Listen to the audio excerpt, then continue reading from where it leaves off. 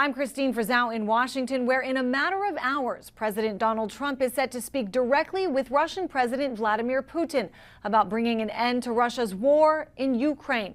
You may remember a few weeks ago, President Trump said Ukraine had no cards without the United States. So, which Trump cards will be played?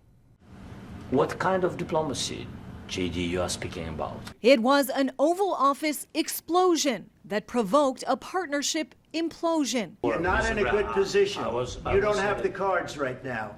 With us, you start having cards. Right. The cards Trump is referring to? Years of reliance on the United States for $65 billion in military aid, including HIMARS rocket launchers, tanks and missiles, plus ammunition and intelligence. So that's a lot of leverage. And it's also probably the win or lose kind of element in the battlefield. It's aid that has been paused and reinstated as a negotiating tool to try to end the war in Ukraine, a likely factor in this announcement. Today, we made an offer that the Ukrainians have accepted, which is to enter into a ceasefire. A plan still reliant on Russia, a country which critics say has already seen Trump bend to multiple times. When the Trump administration begins a negotiation by saying that Ukraine can't ever become part of NATO or the United States will not provide any backup security guarantees, you give up leverage going in, regardless of what the final outcome will be.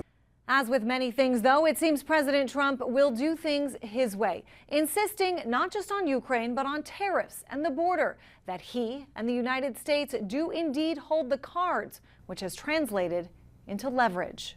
You know, I've not read his book, The Art of the Deal, but I understand from talking to some of my colleagues, people who have read the book, that he makes those outlandish requirements, right? And then he can always roll it back in. A deeply embedded trade relationship with Mexico has brought about increased participation on the border and fentanyl. Mexico sending more than 1,600 National Guard troops to help prevent migrants from coming in. Its new president also handing over dozens of drug cartel members, including one the United States had asked for 40 years. An aggressive approach bringing action for sure, but whether positive or negative still remains to be seen. I'm Christine Frizzau reporting.